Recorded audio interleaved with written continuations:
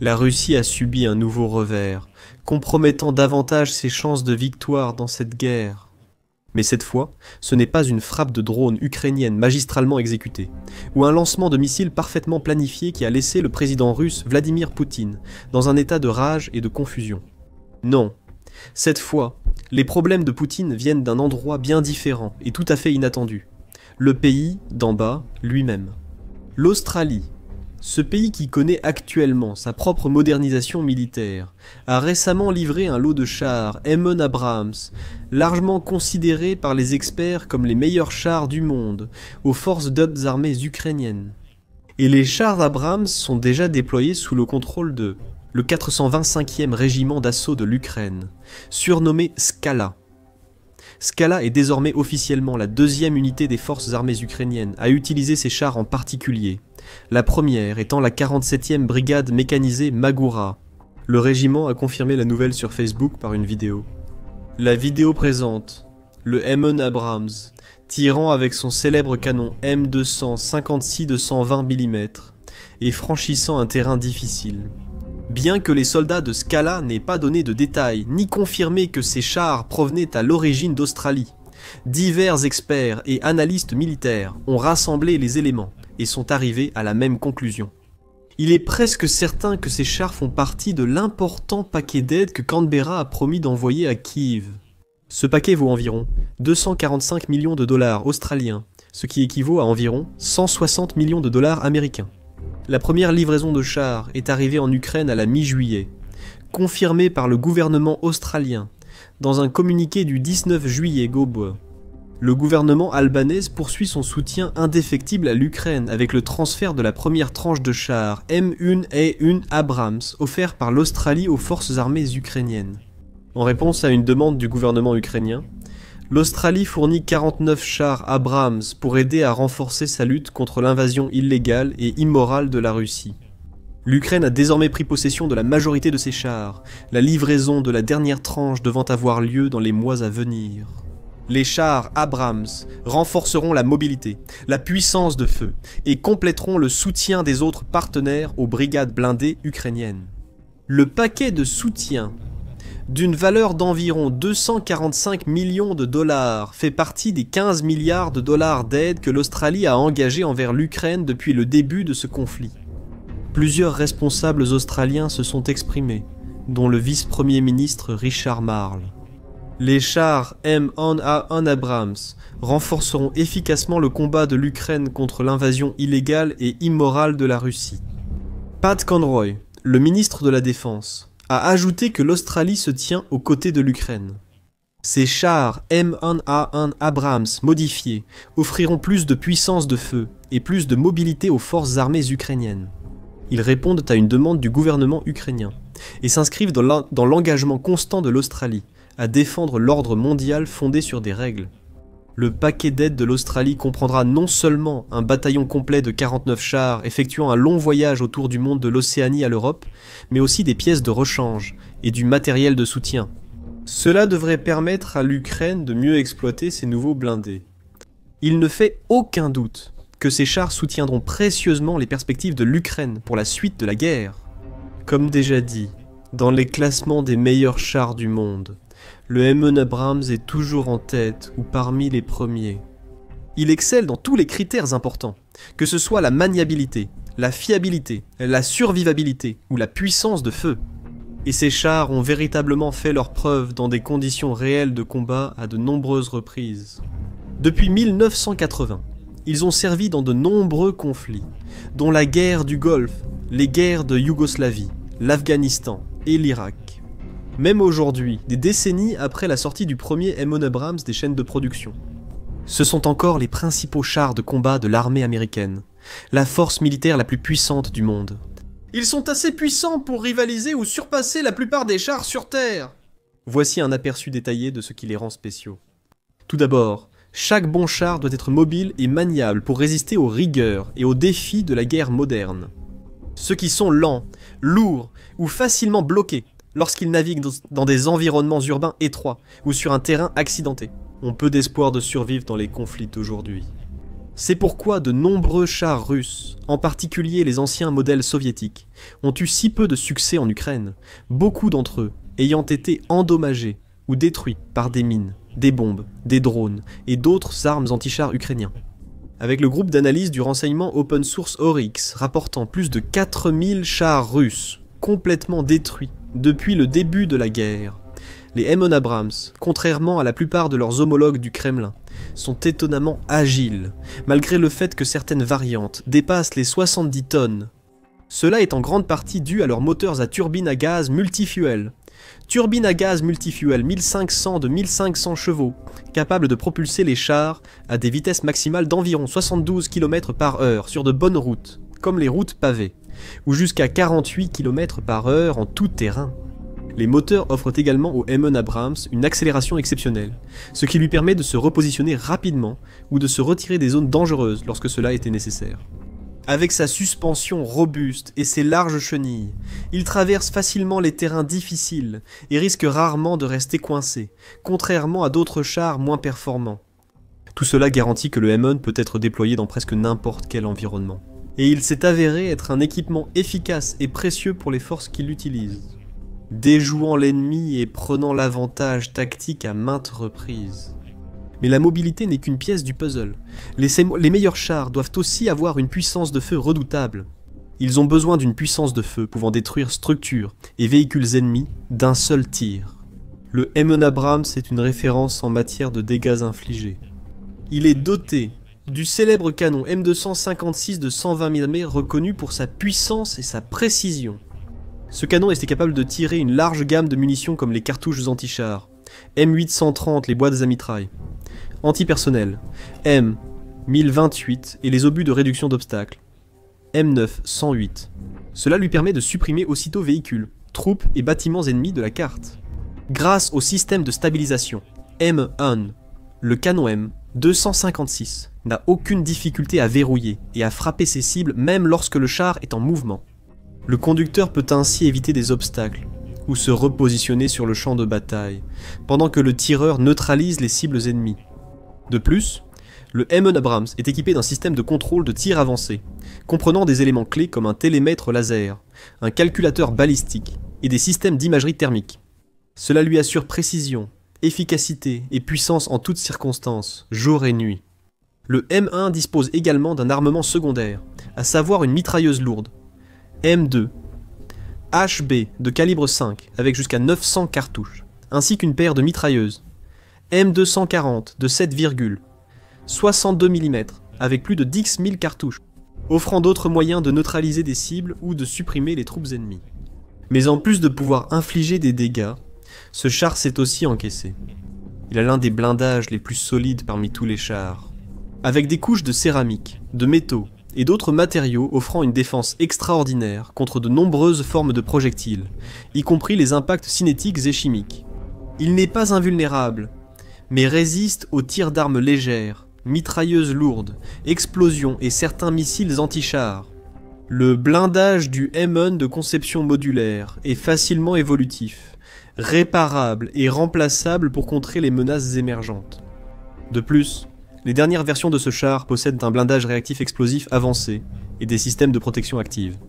Comme le système Trophy, qui détecte les projectiles entrants et lance ses propres contre-projectiles pour les intercepter et les détruire avant l'impact, annulant ainsi une grande partie des dégâts. En plus de leurs autres avantages, les chars M1 Abrams offrent des compartiments d'équipage ergonomiques, des technologies de mise en réseau avancées et bien d'autres atouts.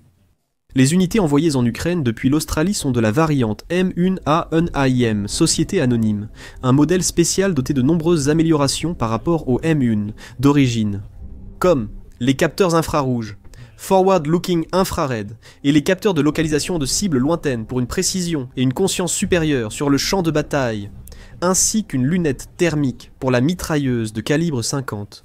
L'Abrams australien dispose également d'un blindage amélioré, qui n'utilise pas d'uranium appauvri comme l'original américain, et un moteur reconfiguré qui utilise du diesel et non du kérosène de qualité aviation.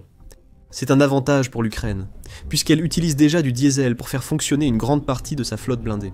59 unités ont été vendues à l'Australie. Et il semble que la plupart d'entre elles sont maintenant en route vers l'Ukraine, prêtes à aider les défenseurs de Kiev, à protéger leur patrie et à riposter contre les envahisseurs du Kremlin.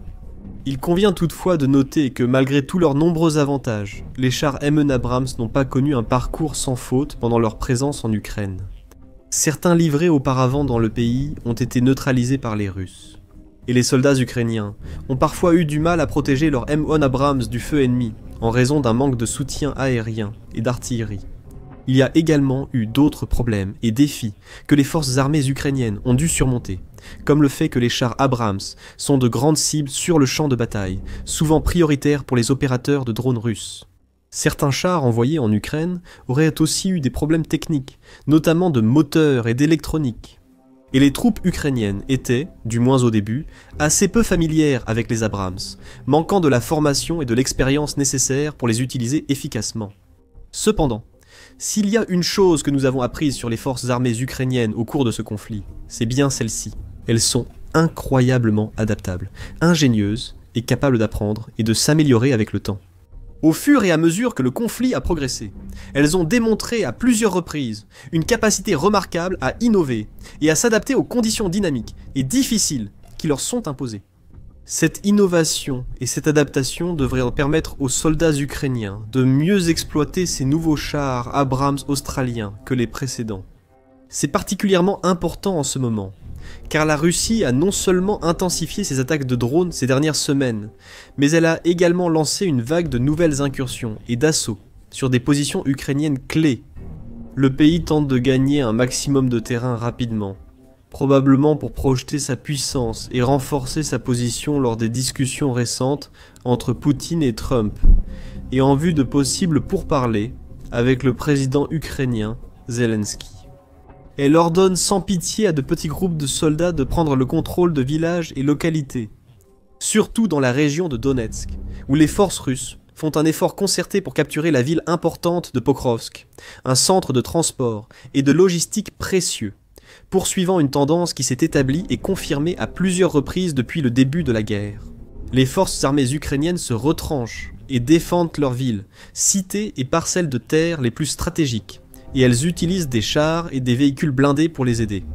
Lors de la bataille en cours de Pokrovsk, les forces ukrainiennes ont utilisé des chars léopards allemands, selon Radio Free Liberty, en février. Depuis fin 2023, les troupes ukrainiennes reçoivent des chars léopards 1A5 allemands rénovés. Les soldats en première ligne disent que les véhicules modernisés sont très maniables et leur offrent un avantage au combat. En août de cette année, Euromaidan Press a indiqué que ces chars léopards sont essentiels pour empêcher les Russes de prendre Pokrovsk. Une puissante force russe comptant 10 000 soldats est déterminée à capturer Pokrovsk.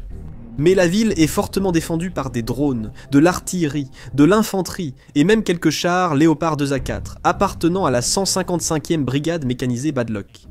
Il y a quelques jours, une vidéo a montré un char Léopard détruisant totalement un bâtiment où s'était caché un groupe de sabotage russe. Il y a de nombreux incidents similaires à celui-ci, démontrant l'énorme puissance des chars. Bien que les drones, l'artillerie et d'autres équipements soient également importants, rien ne peut rivaliser avec la force destructrice et dominante d'un char de combat principal. Il est donc probable qu'après la formation initiale, davantage de chars M1A1 Abrams, fournis par l'Australie, arriveront sur les champs de bataille à Pokrovsk et dans d'autres zones contestées du front. Et il n'est pas exagéré de dire qu'ils pourraient changer la donne de plusieurs façons. Premièrement, des chars M1 Abrams offriraient à l'Ukraine un net avantage contre les groupes d'assaut russes. N'oublions pas que la Russie a récemment adopté la tactique de déployer principalement des troupes sans beaucoup, voire aucun, soutien blindé. Beaucoup d'entre eux sont envoyés au combat soit à pied, soit à bord de simples véhicules civils comme des quads et des motos. Face à un char M1 Abrams, ces véhicules n'ont quasiment aucune chance de survie. Le canon de 120 mm du char peut transformer des voitures, des motos et d'autres véhicules civils simples en tas de métal froissé en un clin d'œil. Les troupes seraient impuissantes contre les chars, la mitrailleuse, le feu et le blindage épais. Ce qui nous amène au deuxième énorme avantage de l'arrivée du M1 Abrams en Ukraine depuis l'Australie. Cela pourrait obliger les commandants russes à réécrire leur plan de bataille et potentiellement mettre davantage de leurs propres chars et équipements de grande valeur en danger dans le processus. Depuis un certain temps déjà, le Kremlin semble préférer garder ses blindés en réserve, retenant ses chars et véhicules blindés comme les BMP-3 et envoyant plutôt les troupes seules. Il est probable que cette décision ait été motivée par le fait que la Russie a subi de lourdes pertes en chars et en véhicules de combat d'infanterie depuis le début de la guerre. Au début, en particulier, beaucoup de ses meilleurs chars ont été détruits facilement par les soldats ukrainiens, car ils manquèrent du soutien nécessaire pour survivre. Beaucoup étaient occupés par des équipages peu expérimentés, entraînant des erreurs coûteuses, surtout lors de la navigation dans les environnements urbains denses des villes et villages ukrainiens. La Russie a perdu tellement de chars, plus de 4000 selon Oryx, ainsi que des véhicules de combat, plus de 8000 d'entre eux. Pour être précis, elle a simplement dû changer ses tactiques.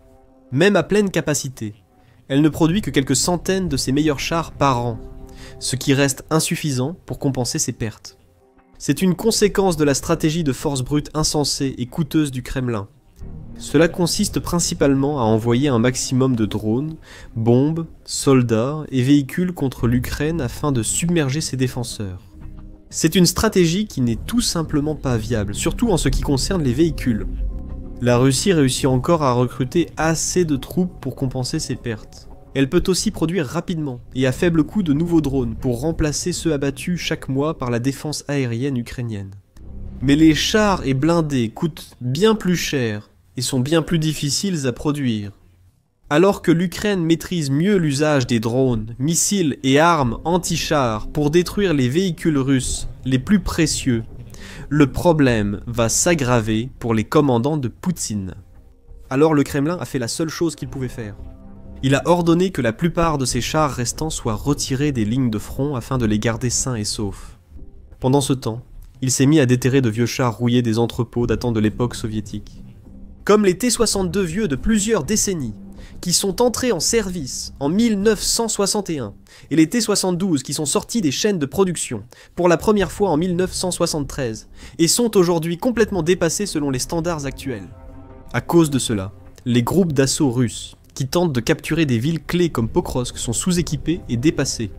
Ils se retrouvent face à des blindés ukrainiens, comme les véhicules de combat Bradley, les Léopard 2 et maintenant les M1 Abrams, dans des combats où ils n'ont aucune chance de gagner. Les pertes russes continueront sans doute de s'accumuler à moins que le pays ne réécrive ses doctrines. Avec les nouveaux M1 Abrams de l'Ukraine qui gardent les lignes de front, les chances d'une percée majeure de la Russie diminuent. Jour après jour, ses commandants pourraient donc décider de renvoyer des chars et des blindés sur les champs de bataille dans une tentative d'équilibrer les chances. Même dans ce cas, ces chars et véhicules resteraient vulnérables aux missiles, drones, mines et autres armes ukrainiennes. En résumé, l'arrivée des chars M1 Abrams représente une situation perdant-perdant pour la Russie et une autre grande victoire essentielle pour l'Ukraine. Tout cela grâce à l'Australie, ce qui montre également que l'Ukraine peut compter sur la générosité et le soutien de nombreux alliés majeurs à travers le monde. La Russie, quant à elle, a très peu d'amis vers qui se tourner pour obtenir de l'aide, à part l'Iran, la Corée du Nord et la Biélorussie. Maintenant, si vous souhaitez en savoir plus sur la façon dont l'Australie surprend les experts du monde entier et renforce sa défense pour devenir une force militaire bien plus sérieuse à l'avenir, assurez-vous de regarder notre vidéo récente qui détaille comment le pays des antipodes se transforme en une véritable puissance militaire moderne, grâce à des dépenses de défense records et à des investissements dans des armements et équipements de pointe. Pour plus d'actualités sur la guerre en Ukraine, lisez notre analyse sur la maîtrise des drones par les forces armées ukrainiennes, bouleversant le champ de bataille et forçant les commandants russes à réviser leurs tactiques. Et enfin, assurez-vous de vous abonner également à notre chaîne d'information militaire de confiance afin de rester informé et à jour sur tous les grands événements militaires, incluant la guerre en Ukraine et d'autres conflits et événements majeurs dans le monde.